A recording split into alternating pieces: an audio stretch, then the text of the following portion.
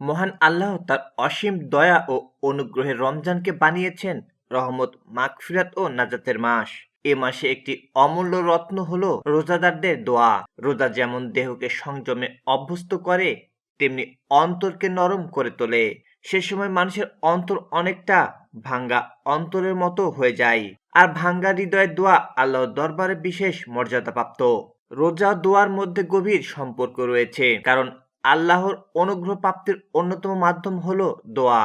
রাসূল সাল্লাল্লাহু আলাইহি সাল্লাম বলেছেন, দোয়াও একটি ইবাদত। অন্য হাদিসে ইরশাদ হয়েছে, রাসূল সাল্লাল্লাহু আলাইহি সাল্লাম ইরশাদ করেছেন, মহান আল্লাহর কাছে দোয়ার চেয়ে অধিক সম্মানিত কোনো জিনিস নেই।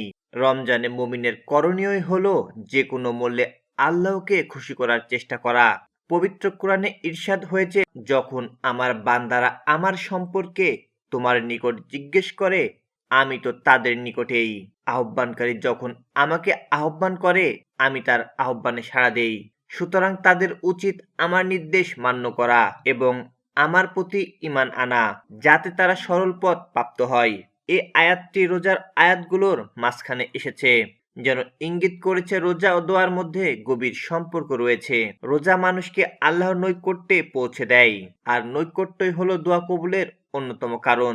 মহান আল্লাহ তার বিশেষ কিছু বান্দার দোয়া প্রত্যাখ্যান করে না। রাসূল সাল্লাল্লাহু আলাইহি সাল্লাম বলেছেন, তিন ব্যক্তির দোয়া প্রত্যাখ্যান হয় না: ন্যায়পরায়ণ শাসক রোজাদার যতক্ষণ না ইফতার করে, এবং মজলুমের দোয়া। কিয়ামতের দিন আল্লাহ তার দোয়া মেঘমালার ওপরে তুলে নেবেন এবং তার জন্য আসমানের দ্বারগুলো খুলে দেওয়া হবে, এবং আল্লাহ বলবেন, আমার মর্যাদার শপথ, আমি অবশ্যই তোমাকে সাহায্য করব, একটু বিলম্বেই হোক না কেন। এই মাসের প্রতিটি রাতেও আল্লাহ তাআলা তার নিজ অনুগ্রহে অসংখ্য বান্দাকে জাহান্নাম থেকে মুক্তি দান করেন। রাসূল সাল্লাল্লাহু আলাইহি সাল্লাম বলেছেন, আর একজন ঘোষক ঘোষণা করতে থাকে, হে কল্যাণের প্রত্যাশী, অগ্রসর হও, হে কল্যাণের প্রার্থী, থেমে যাও।